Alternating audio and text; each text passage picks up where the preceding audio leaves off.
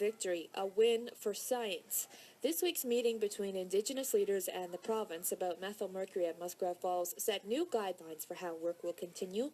Environment Minister Perry Trimper vowed the project would not go ahead if human health was at risk. Nunatukavut Community Council President Todd Russell was at that meeting on Tuesday and the wee hours of Wednesday, and he joins us now. President Russell, good morning. Good morning to you, Bailey. Are you happy with how things turned out after that 12-hour meeting?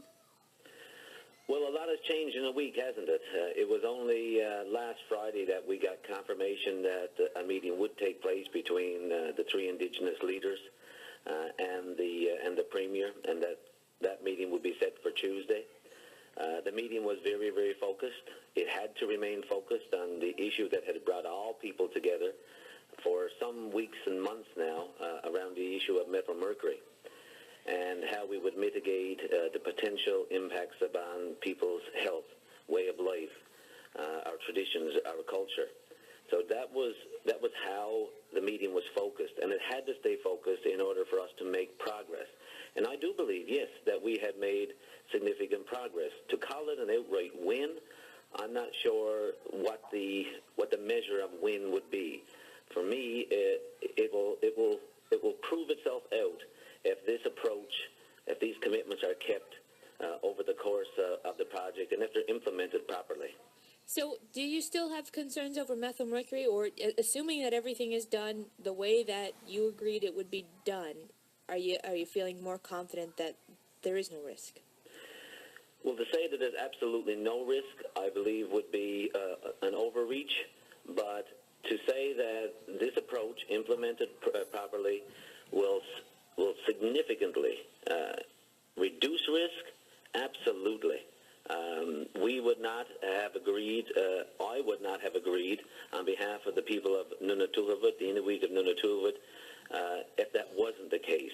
That was my measure. That was my way of I guess, believing if we could reach that level, did we significantly reduce risk? Can we go back and look our people in the face and say, if this is done properly, if this process that has been committed to, if it's all done according to what each of the leaders have set out, if that's done properly, will our people's ability to fish be maintained? Our people's ability to hunt be maintained?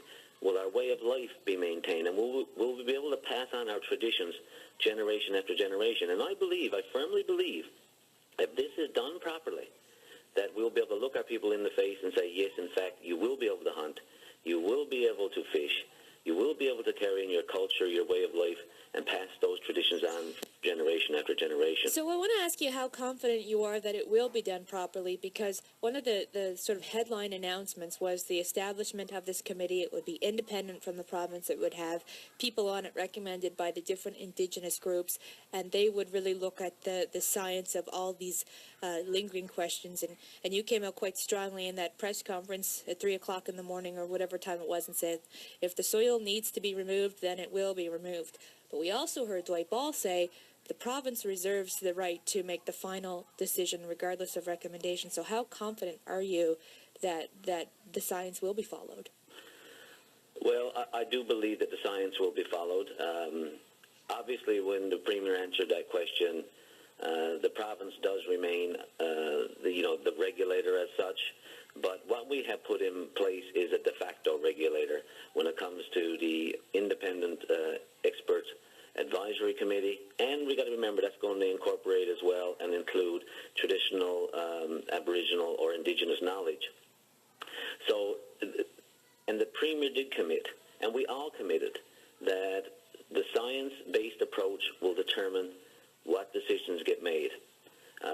There was also a commitment on the part of the province that money will not be the consideration. If human health will be the consideration. We have to ensure that those things are done, and they're done properly, and they're implemented properly. I do believe, but it will be tested. I do believe that it will be tested, that if soils have to come out to protect human health, the soils must come out to protect human health. If other types of mitigative measures are necessary in order to protect human health when it comes to methyl mercury, then those measures must be implemented. I have some confidence that if we do this right, it will happen. So I know this is certainly not the only issue that you and I have ever spoken about when it comes to Muskrat Falls.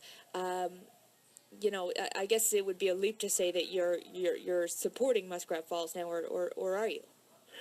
No, that would be a leap. I mean, myself, like so many people who gave so much of their time and their heart and their soul to this effort around methyl mercury and helping to protect the health of our people that were on the line. People have other issues. People have issues around the North Spur. People have issues about whether the project should even go forward. People have issues about other environmental concerns.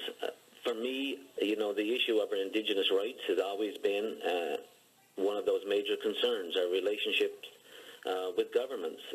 This project continues to go ahead without our consent.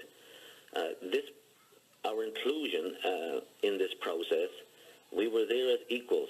We were respected at the table. Our voice was meaningful. Our participation was significant in this meeting. And I do believe that if this continues, this will help build some trust. This will help build at least some semblance of a decent relationship with government.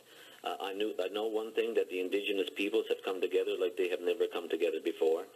The people of Labrador have come together like they've never come together before. And all of these are very, very positive contributions, I believe, to how we can influence something for the better, for not just Nunatukavut, but for all people in this great place. You touched on something there that I did want to ask you about, and that's, you know, since there are other issues that people will continue to debate surrounding Muskrat Falls, having gone through this process, do you think your relationship with the province comes out better or worse after all of this?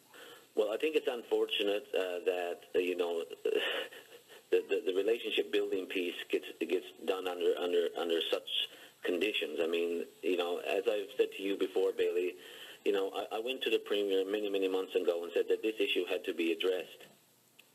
But it was only after, you know, many months of people walking, of people taking measures to protect the land, after people got at the gate, after numerous interventions by ourselves and other Indigenous groups, did that response come. So there is no doubt an air of distrust, and there is no doubt a air of skepticism, and I believe that skepticism will remain for some time.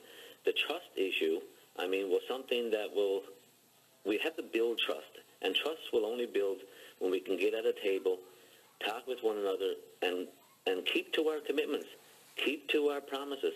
The province of Nalcor has made significant commitments here, and so we have to hold our feet to the fire. We will see how that relationship develops, but I do believe that we've made some gains in that relationship building exercise over the last weeks, and I believe Tuesday's result was also an example of building back some trust. Todd Russell, I appreciate your time this morning. Thank you so much. You know, I do want to thank all of those, Bailey, who have been a part of a tremendous movement. We all have much work to do. There are many issues in front of us still, but I believe that what we did on Tuesday and what transpired over the last number of days and weeks will bring positive results. Thanks again. That is Todd Russell. He is the president of the Nunatsiavut Community Council. Your thoughts?